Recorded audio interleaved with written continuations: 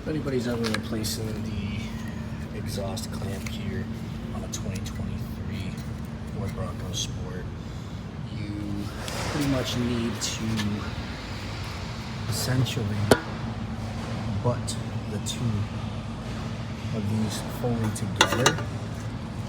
Make sure it's nice and actually flush. For instance, it has to be flush like this, and then you want to tighten the clamp because the clamp is one-time use, and if you don't put it on just right, you're going to ruin the clamp.